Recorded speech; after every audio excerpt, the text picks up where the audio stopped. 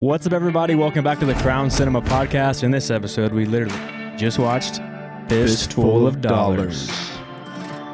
And for the next three episodes, we're going to watch the entire trilogy because one of our favorite filmmakers said this is the greatest trilogy of all time. So we're going to see if that's true. Yeah, off to a good start. You liked it? I will say, I get like the whole spaghetti western. This was like the typical spaghetti western. I mean, It's claimed as like the first one ever. There was that makes sense. Spaghetti westerns done before like, this. This is like the first one that actually hit. Yeah. This is the stereotype. Yeah, this is everything I expect because I haven't seen these before. Like we've talked about in previous episodes, I think I grew up more of a John Wayne kind of guy. Yeah. So this was, completely different look. The way that the movie was made, dialogue, just everything about this was very, very, very much different from John Wayne. But I had the nostalgia that, I really appreciated all that. Yeah. There's something to speak to. I can't really speak to it, but I think the reason why this movie took off so much is because like people were used to the Hollywood westerns of the John Wayne style, where John Wayne was like clearly the good guy and the bad guys were clearly the bad guys. It was like, this movie is very straightforward and simple, but the John Wayne movies were very simpler too, right? Where they were just like, John Wayne's clearly the good guy, the Indians are clearly the bad guys, right? Yeah. And so in this movie, it's kind of different because it's more violent, maybe, where the John Wayne movie is like super violent, like this movie was. John Wayne, yes, he was always clearly the protagonist. And I know for a lot of his characters, he would be, I guess, rougher around the edges, so he wasn't just like your typical good guy. But yeah, this movie was a little confusing. Not confusing, but had a different take on the protagonist. Yeah, because the protagonist, he is the good guy of the story, but he's not 100% a good guy. Like, he kind of does some things that a normal hero in a story probably wouldn't do. Like, when he first shows up to the town, he kind of doesn't stop the guy shooting at the little kid running away. Mm-hmm. He just looks on it. When the bad guys look at him, he looks away. He's like, I'm not dealing with this shit. I don't know what's going on. Mm-hmm. So he's not really like a 100% hero. That's right. And that's what's kind of cool. He's like kind of like anti-hero sort of guy, smart, cunning, sharpshooter. Yeah. This is cool. Nothing. What do you rate it? I give it, this one, I feel like sometimes it's a little slow. And I do know, I read that Sergio Leone, some of the scenes were a lot longer because he just wanted the music to play out more, because he just likes the music and he wanted it to go on. So I feel like maybe in the beginning it's nice in the introductions, and maybe there's like a little bit of a lull in the beginning middle.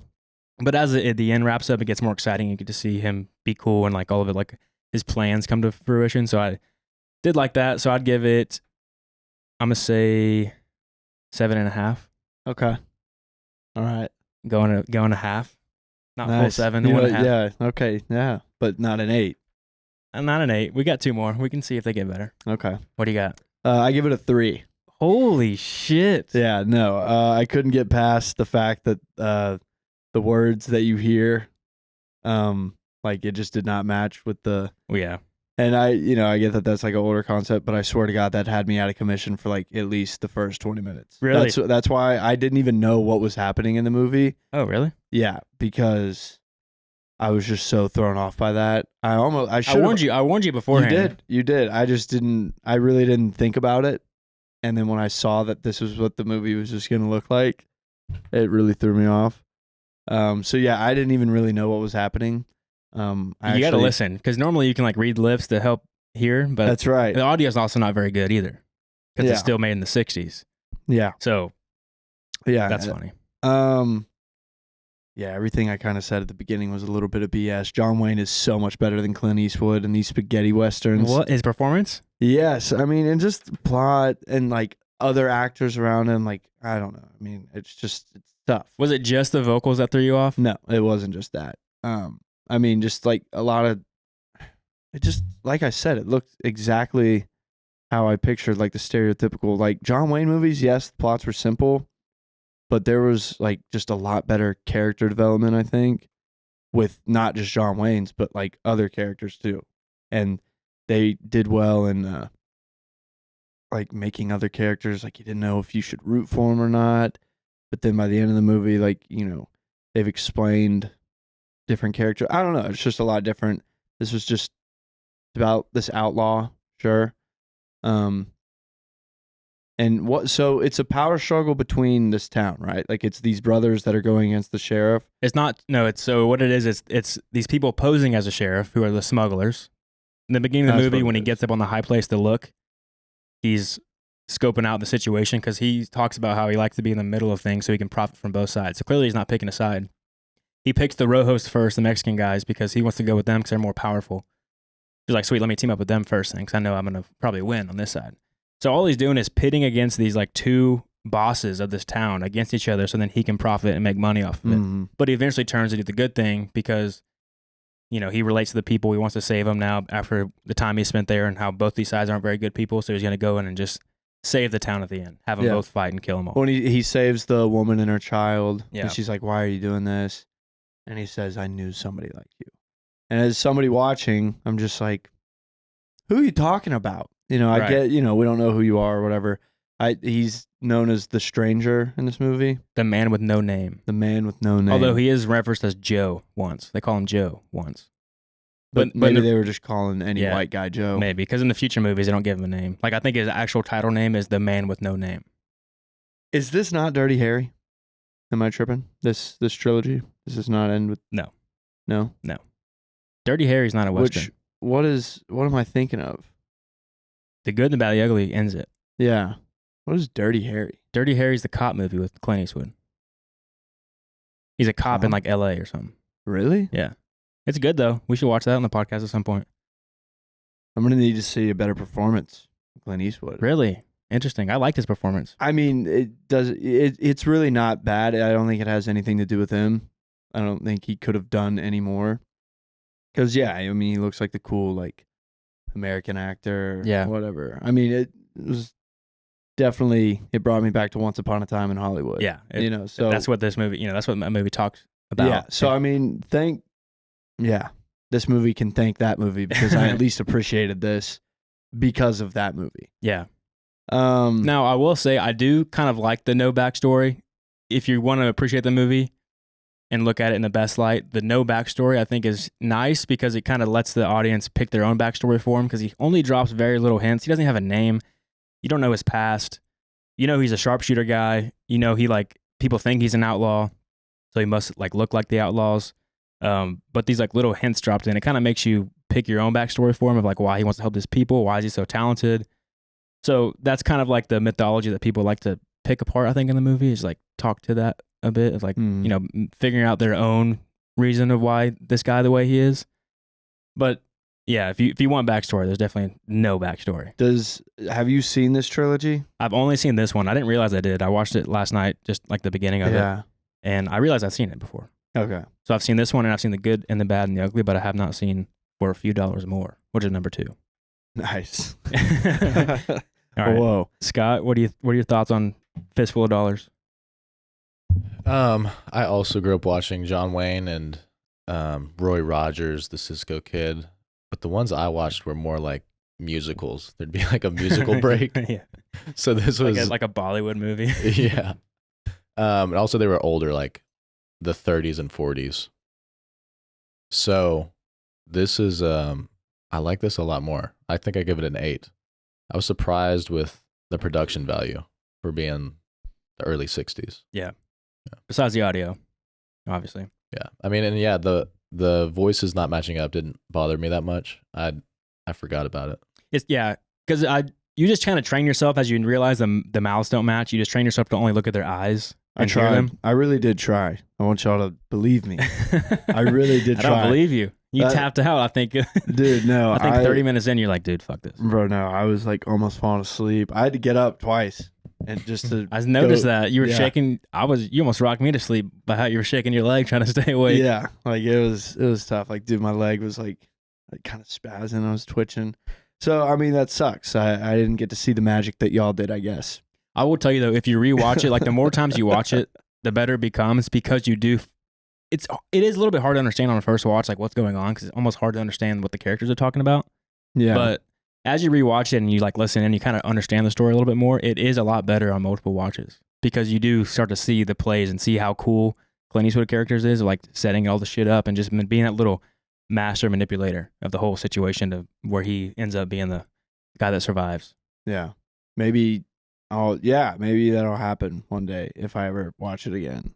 I felt like I was like being forced to watch this in a class. And the acting was just not very good, in my opinion. Really? It's all just my opinion. I mean, yeah, pretty shitty acting. I think even at one point you said like you really like the bright red blood. Mm-hmm. I was like, that's ketchup. No, That looks like ketchup. So we're just on completely different levels. yeah, I here, think definitely which sucks. You know, if you look at it from like trying to be a realistic movie, that's definitely not what it's going to be, or like a deep movie either. Like, there's no real good message to take away from it. But there's something to be said about movies that are just like simple and like the plot is this guy gets here and he's going to like cause these two enemies to fight, yeah. and like there's no deep message or truth. I actually really like that. That part I did find like I thought that was redeeming. I mean, that's why I didn't give it a 1. And the reason I didn't give it a 3 is yeah, crazy. I didn't give it a 1, and the reason I didn't give it a 2 is because the soundtrack of this movie is really good. What about the camera work? That's more y'all's thing. I don't really like notice that kind of stuff yet. Really? That's funny. That's kind of funny. I'll be honest. I think sometimes I've gone back and like listened to like some of our older podcasts, and like you and Scott will be talking about like some like camera angles and like all this different stuff. I don't really know the language, and then you'll just hear me like 5 minutes, 10 minutes later, and I'll say something like, "Man, you want to talk about a cool shot?" Yeah. You know what's funny? Do you do this, Scott? I've caught myself. Now you say you don't recognize the film stuff really because you don't really Mhm. use it. You notice the acting more. Yeah, I don't notice the acting that much, to be honest. Like when I think back to movies, I have to remind myself to think about the acting. really. Like I don't, because I'm seeing myself as like how the filmmaker made the decisions, like what they did, versus I'm not thinking of myself like to learn from the actor and their performance. Really, that's kind of funny. I don't look. I forget why I forget how I don't see how the performance helped the movie that much.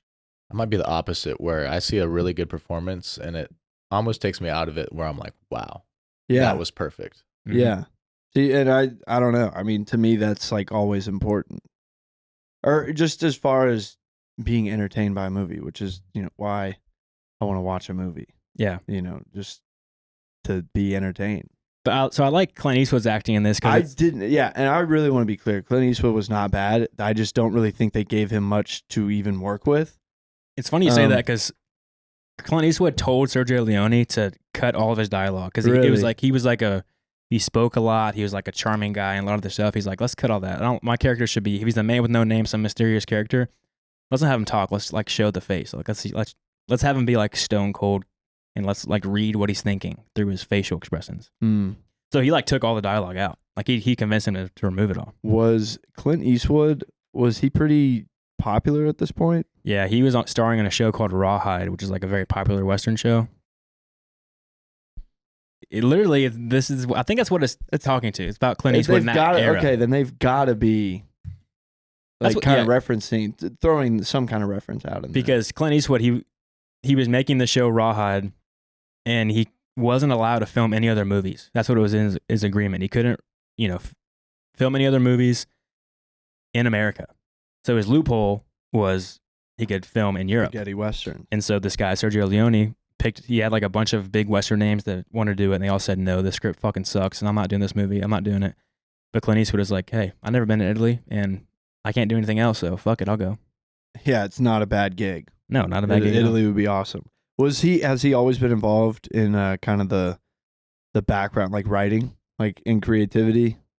I'm Maybe, sure. maybe not in the TV show, but you said, I mean, him convincing the director to cut out a bunch of dialogue. I mean, he must have had some kind of Yeah, I think. not power, but like influence. Like, He's the star of the show, so was it a big show? I don't even think I've heard of Raw.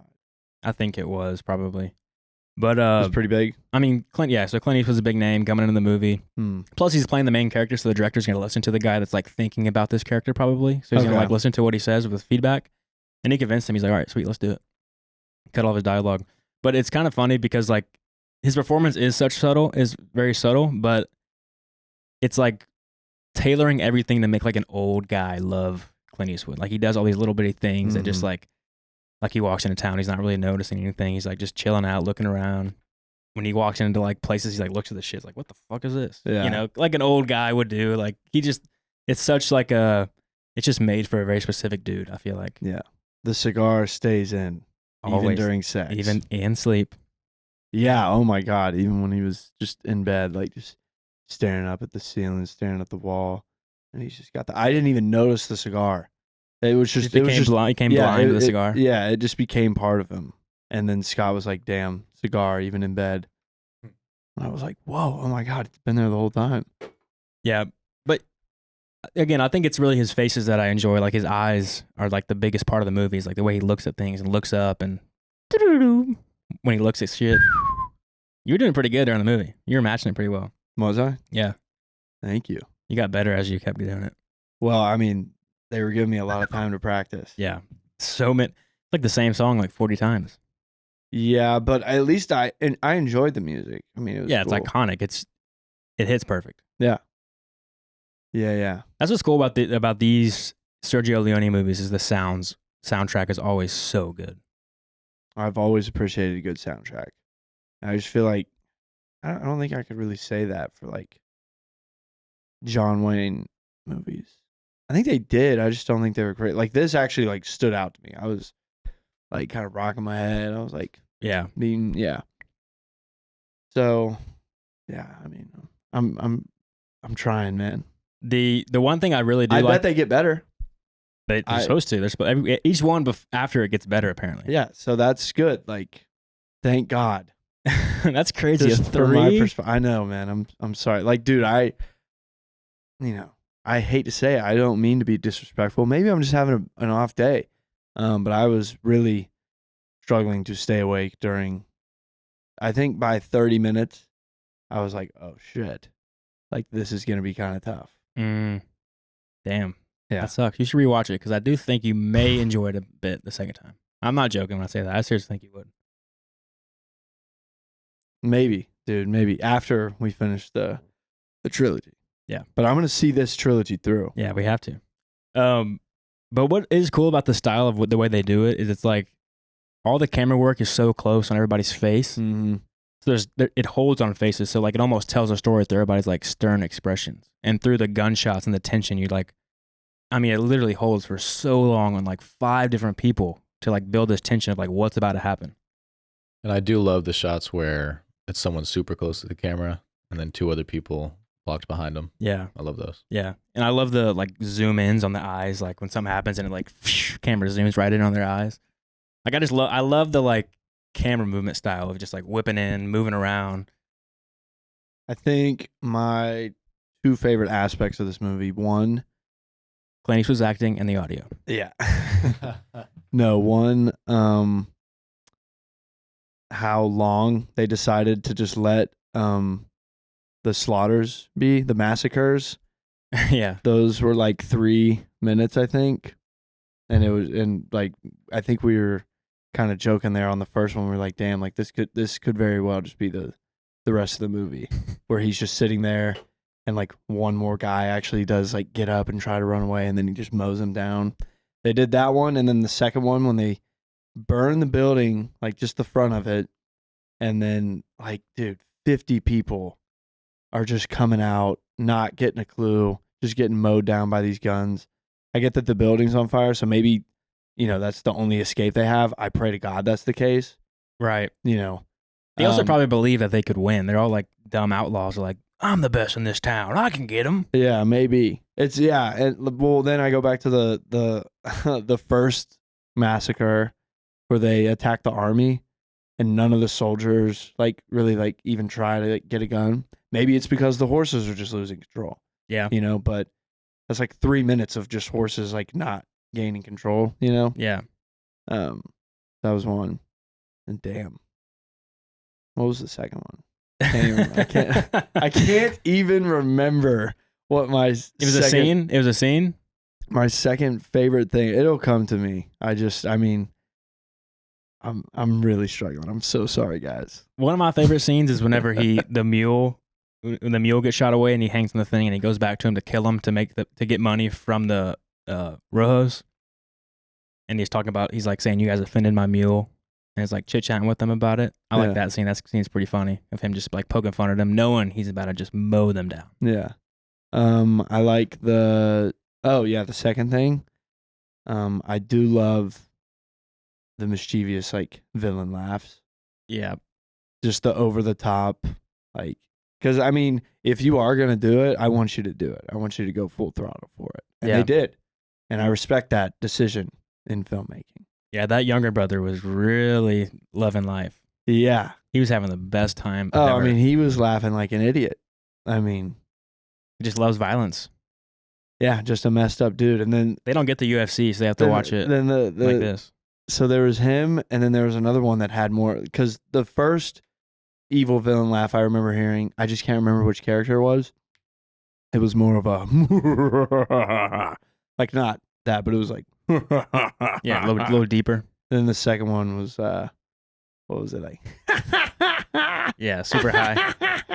Yeah, but then the casket guy just out of nowhere had his own villain laugh. Yeah. So I appreciate that kind of stuff. What about you, Scott? I feel like his is just an old geezer laugh. Yeah. And also you got to think about his laugh makes sense because he's been waiting. He's been stuck in this town making caskets for so many of these dead bodies that these people are doing. Who's paying this guy? Maybe they got a fair deal. They're not paying him enough.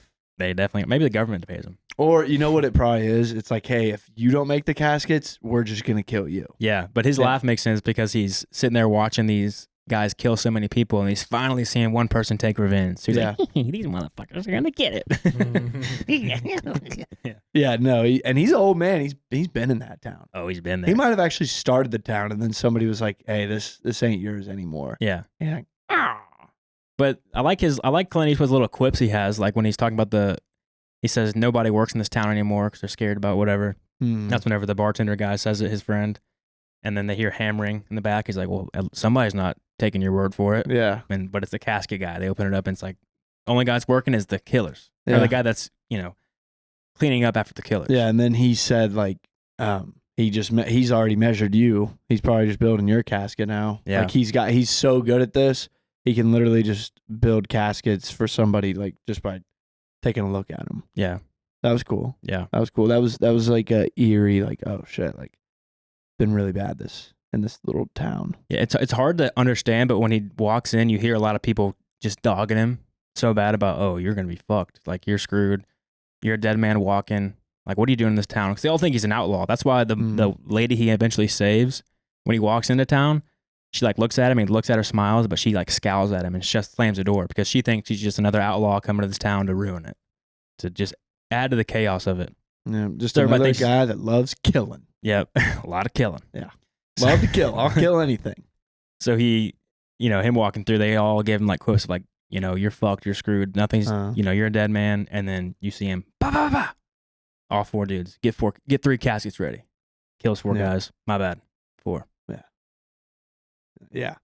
I love the shootouts too because normally like they did it in this movie, but most of the time when you show like a shootout kind of thing, it's like you get a front shot of the guy shooting the gun and then it quickly cuts away to the guy he shot to see him react and like get killed, which is like the traditional American way to do it. Mm-hmm. But Sergio Leone, not knowing the traditional American style and being an Italian filmmaker, he has a lot of shots where you see Clint Eastwood's gun in the frame, so it's like almost from like over the shoulder shot or like a third person view, so you feel like you're sitting there watching him, and I feel like it helps a little bit more because you see just how insane Clint Eastwood is at his shot. Because if you're watching it like you're a spectator, not like you're watching like a movie happen, the skill becomes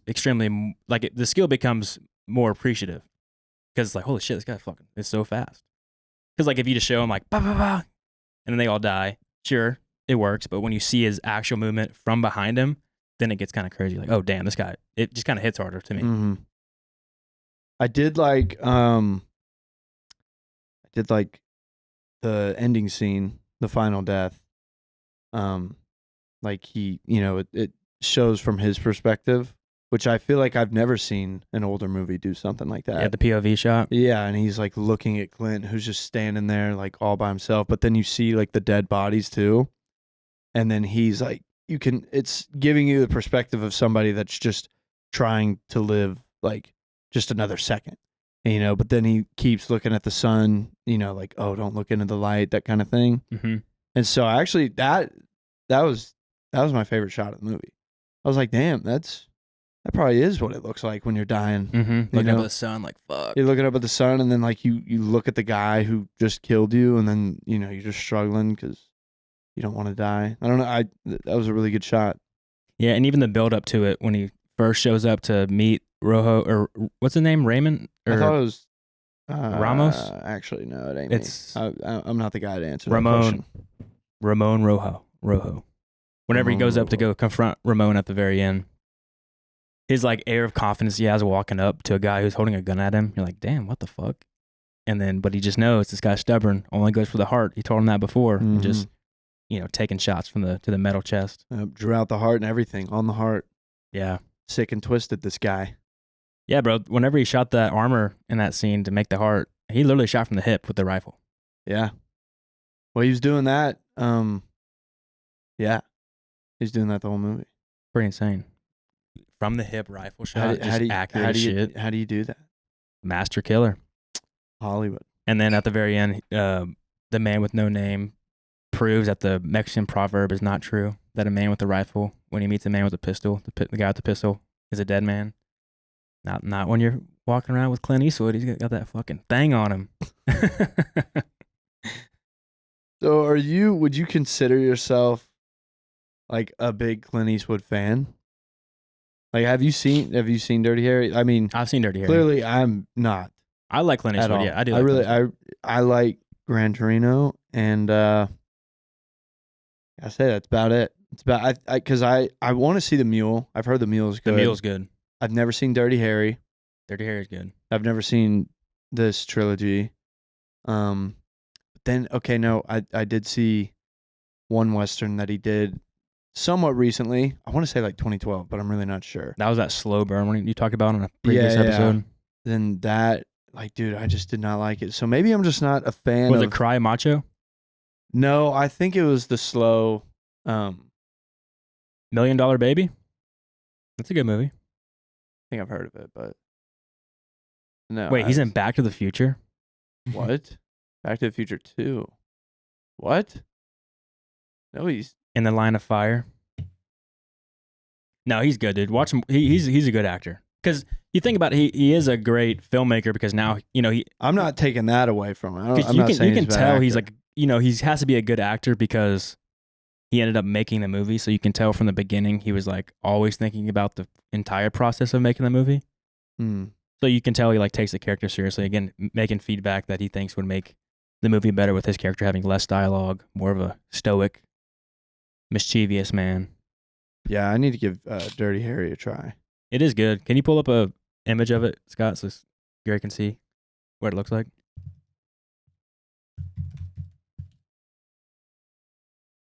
That's the one where that shot right there is when he's like, "You feeling lucky, punk?" He got this giant revolver. Yeah, and that's crazy that I thought that somehow tied into what we just watched. No, I was like, no. I thought this is 100 years later. Okay. Yeah, well, I didn't even know like the setting. Cuz even like that frame right there. That's when the man with no name hits the town. Yeah. Gets his suit. I thought that fucking revolver. Yeah. He's making a lot of dough. That's so funny though. Yeah, he's like a police detective or something in this one. Okay. Yeah, I mean, one day, probably for this podcast. We'll watch it. It's good. It's a good movie. I mean, it's in Tarantino's cinema speculation book. There we go. He has an entire chapter dedicated to it. Where did he ever do anything with Steve McQueen? I'm not sure. Did him and John Wayne not get along? I'd like to see John, because I've never seen a John Wayne movie. So I'd love to see one. So we were just, on total opposites. Which my dad has told me, he was like, my dad said, like, I just always felt like you either were a Clint Eastwood guy for a John Wayne guy. That makes sense. Yeah, so I was just like, okay, all right. Yeah. So maybe I'm doomed. Maybe I will never like a Clint Eastwood movie just because I never had a choice. Well, hopefully in the next 2 movies you can get past the audio issue. That's prevalent in all of them.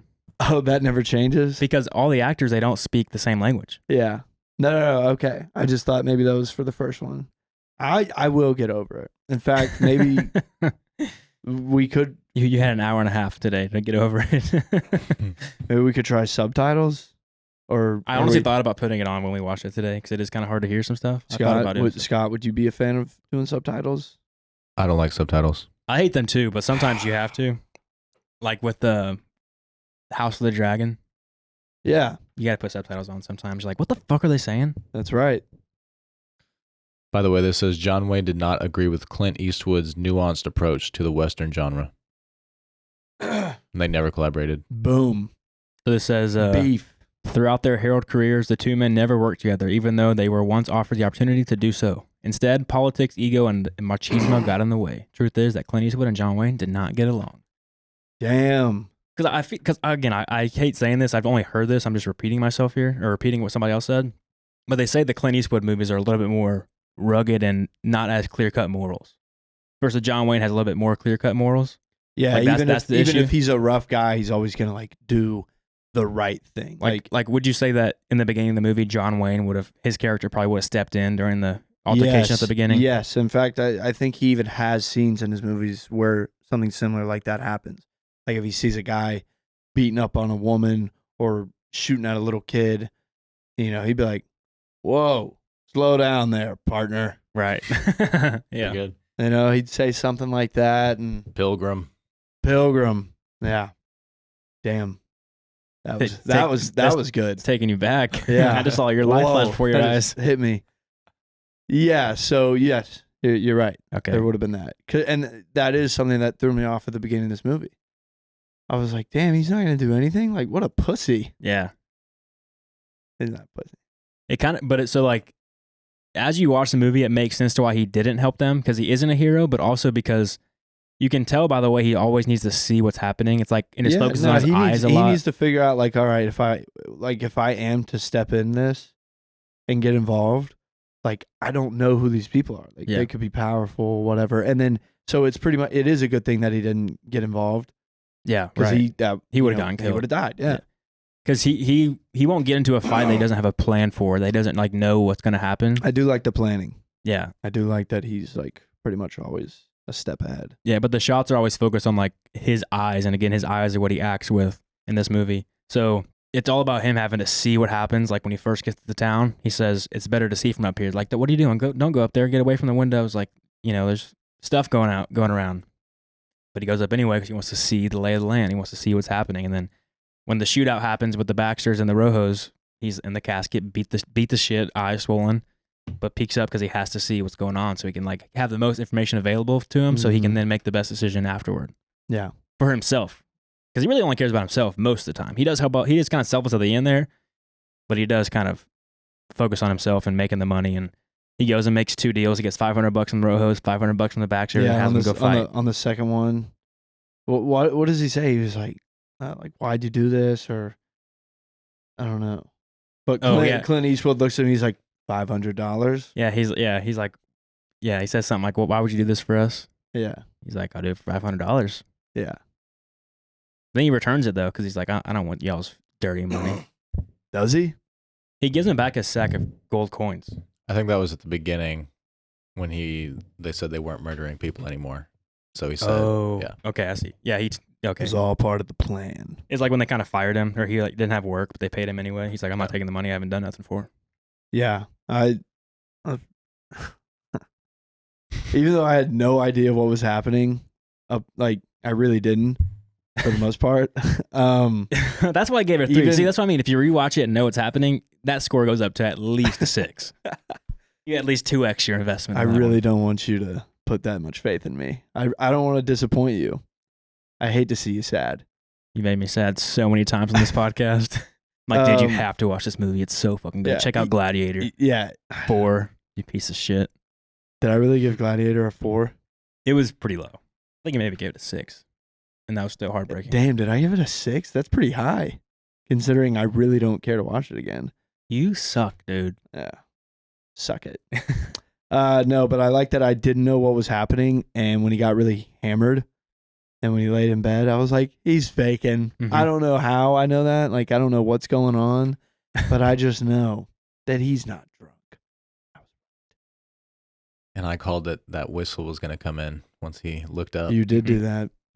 My favorite whistle was the cigar mouth movement. That was a really good whistle. What he did, he put it in his mouth and switched it from the different side. Like he switched sides. Yeah. Little cigar switch. It's hilarious, like a mouth movement. Dude, I swear there is, I'm not, this isn't why I got a 3, but I did see at one point, like, he went to, like, get his cigar, and he, like, missed it, so he, like, hit it, and then he had to, like, fix it. Yeah, I did notice. Yeah, I noticed that too. Okay, yeah. You know what's funny? I wonder, like, every shot that you saw in this movie, I wonder if that was, like, one of the 2 takes that they got. Well, it was on a very low budget, so they can't afford different takes, I could tell. like many takes, because film gets expensive. Yeah, So, clearly. but for a low budget movie in Italy with people that don't speak the same language, the production is pretty good. The visuals are very good. Like the camera work's great. I think it always looks good. The shots are beautiful. Yeah, and The Western landscape. These are things like we were talking about, a few moments ago. I would appreciate that more, but the acting, it really was like the acting just like taking me out. Because even in John Wayne movies, and I get that this is a spaghetti western, it's taking place in Italy, so they don't have like the best of the best to work with. So I hate to, but just a guy that just wants to watch a movie, like I would not watch these. I would watch like a more American, like most of the actors you see on screen can bring a really good performance to their character. And once that gets me in, then I can start appreciating like different aspects of the film. Yeah, I'm curious to see how they increase or how the next movies are, if they get better, if they get tighter and a little, because like it is I'm rooting slow. for him. Because the movie is a little slow at times, but it's also things do happen faster than you would expect it to almost. Yeah. Do you have a specific example of what you thought was bad acting? Because I thought it was fine. Really? Yeah. Yeah. I mean, even at one point when the wife comes out of the burning building and finds her husband and son, or maybe not son, but was that supposed to be their son? Yeah, Really? I think so. Good looking mom. Anyways, so she's like looking at them dead, whatever, and she's like saying like, "You murderers!" Like, blah, blah, blah. Like, I just didn't buy it. She gave her heart into that performance. She was screaming. I I guess because it's ADR and you. Yeah, I you think could that's tell it. I was think that's a- why it doesn't yeah. connect with you, because it's ADR. No. Yeah, because she's speaking in Italian and it was English. I mean, you might be right. I don't know, but no, I didn't think it was that good. Then there was another. Another example is Just when, keep giving us examples. We'll tell you why you're wrong. Okay. Just keep throwing them in the air and you'll just shoot them down. There was at one point like I was laughing, and this wasn't supposed to be a serious scene, but I just thought the delivery. I was like, that was so god awful. And I even mentioned it is whenever the guy that gets knocked out by Clint Eastwood shooting the rope and the sign like hits him in the face, and then like he's his guys are like, what happened, and he just looks way too traumatized for a guy for a guy that lives in like a really messed up murderous town, and He's got CTE. There, yeah, maybe. Have you seen how that affects people? Have you seen Antonio Brown's Twitter? Yeah. So I did say, I was like, the way he spoke that line, I couldn't even try to quote it because I don't even really remember what he said. I think he was like he got me or something. Yeah, he was like, shot me. Or I couldn't see somebody was shooting at me. Yeah. It sounded like the delivery of Hodor from Game of Thrones. Yeah, a little bit. Yeah. So there's that. I did like that scene though, because it's like, Clint Eastwood's character, he's got like that. He's funny. He like appeases himself. Yes, I do. Okay, so I do appreciate that. There are moments where you can tell he just like kind of is like, just proud of himself. Yeah, It's like I'm, that. I'm glad I could make that work for me. Like Yeah. I don't care if anybody else saw it. Like But that when he scene shot- backing yeah. him up and then knocks him ass out. He's like, got him. Yeah. God. And yeah, like, thank God. I was hoping to do that to somebody the minute I walked into this Yeah. town. He had that game plan from the get go. Yeah. So yeah, I did kind of appreciate like two other characters. Clint Eastwood's character is like this mystery, like dark, kind of macho, not to be fucked with. But like when it's just him, he likes a good time. Even when he confronts people, like with the mule scene I was talking about earlier, he likes to play with his food. He's like fucking with them before Yeah. he murders them. So it's not all bad. Don't take a 3 so personally. Oh, it's personal. When you get below a 4, if we have a 4-point gap in our score, we got some problems, brother. If Cade picks a movie, you give it a 3. I think I'm just going on strike because we're not watching Wally yet. We're never watching Wally. That's such bullshit, dude. This is not a dictatorship. Me and Scott have both agreed that Wally would be great. Even your wife was like, "Oh, I love Wally." I'd love Wally too. I just don't think it'd be a good episode. And I disagree. But you know what? We'll watch this trilogy. And then We'd be like, look, they're fat because they destroyed the earth. That's not. I know. I think the hate comments are getting back. I think they're getting to you, Cade. 'Cause I'll look at some of the things that Cade posts, and I'll see some of like the hate comments. They're like, "Yeah, no shit, dumbass." I know. It's like, of course, like that's what they meant. That's everybody knew that. And it's like, okay, well, Well, the guy below you didn't. that's right. Yeah. So don't let them get to you. People might not understand Wally. If you don't understand Wally, you got a fucking problem too. I want to watch. That's right. I want to watch Wally because it's becoming a lot more prevalent. It's kind of starting to happen. Anyways, I mean, the obvious that it stated is actually becoming true. That damn right. That we didn't listen to Wally. I think we should bring it back. Anyways, I don't want to take your moment away from this movie. So we It's can not get my back. moment. We can get back to it. It's not my moment. I just, Well, you picked the movie. we agreed So as a team.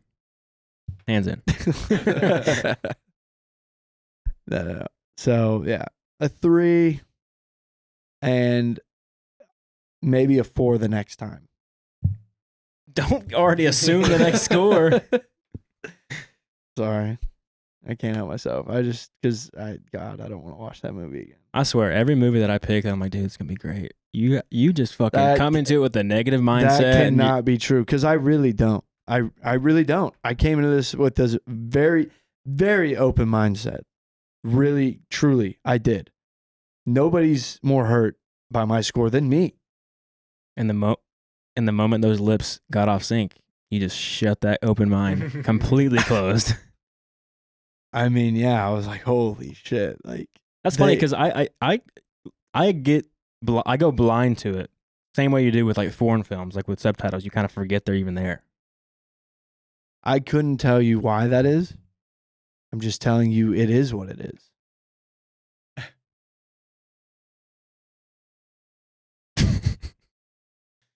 All right, dude. All right, Scott, do you have any final thoughts on Fistful of Dollars? No. Dude, There's a- for somebody that rated it an 8, I mean, you really, All I right, mean, you come were back. that. Come back to me. Let's be honest, Kate. Okay, my 3 was real. I don't believe he actually thinks it's an 8. He doesn't have any passion behind it. And here's All right, another all thing. right, Here's okay. another thing I want to say. Here's my closing thought. I'll just go ahead and give it to you. Okay. I think I did pretty damn good on this episode for somebody that really did not like the movie that much. Did you? And I thought, I brought something to the table. I had points, reasons for my rating. I mean, All right. we made it. Every to- point you brought to the table means me or Scott threw that shit away. I'm just saying, at least I had something to, sink my teeth into on the fact of why my score is what it is. And let's not get it twisted, okay? My score has always been and always will be absolute. So with that being said, But you Scott, you for can't an have 8, I didn't really feel it. 1 second, Scott. You can't have an absolute if on the first watch. Because sometimes movies, you don't get it the I first just time. did. All right, Scott. So what I like about it, it's just an entertaining movie. It's not too deep, you know. It's a Western. The people who like to watch Westerns are like, it's like an action movie or like some spectacle. So there's like the big explosions, there's the cool shootouts, there's the mystery man. You were getting into it, you know, we like he's about to get caught or just stuff like that that like really brings you into it where you're like, you start to care. I think you grabbed my leg a couple times. Like, oh, shit. That was me like jolting awake. Shit, I'm about to fall asleep. Also, everything you just described, I love. First off, I love Westerns. Do you? I do. But this, I agree with what you just said. It's like the perfect Western if you just like were to do it as like what the prime, like the core of what a Western is. That's what this movie was. To y'all.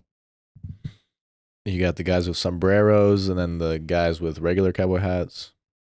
You got revolvers. Wow. I didn't realize that's what that's all it takes. What's funny about their hats? Yeah, you just gotta have We've got sombreros and cowboy hats this summer.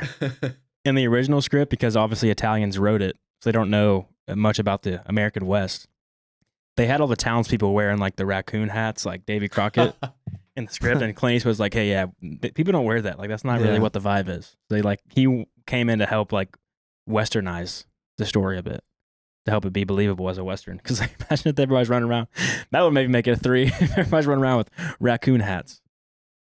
That's more like settlers from like Yeah, you know. yeah, Texas independence, Alamo shit. Europeans don't give a damn. Hmm. But all right. Well, what are your final thoughts? You're wrong. All right. Well, don't forget that whatever love you have for this movie, Scott loves it more. Okay. All right, y'all. Thank you for listening. Comment below your thoughts on Fistful of Dollars. Yeah, come after me. Yeah, tell Don't hold Gray, back. tell Gray everything he was Y'all wrong don't about. scare me. I want to Come see on. paragraphs in the comments. You got to prove it to him. What would it take for you to? Is there an argument that could be made for you to love the movie? No. Or could you be convinced? I don't think so. And that's just a matter of taste. It's a matter of opinion. I mean, I just didn't really like the way it was, they went about making it. And that's it. I mean, I just didn't really like it. All right. Well, we'll catch you next week when we watch A Few Dollars More. Yep, I'll be waiting. We're out.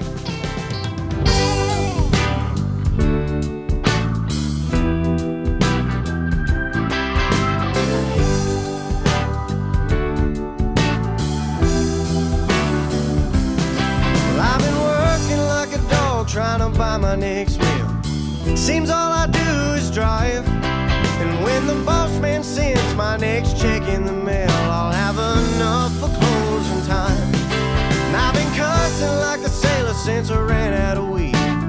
My tank is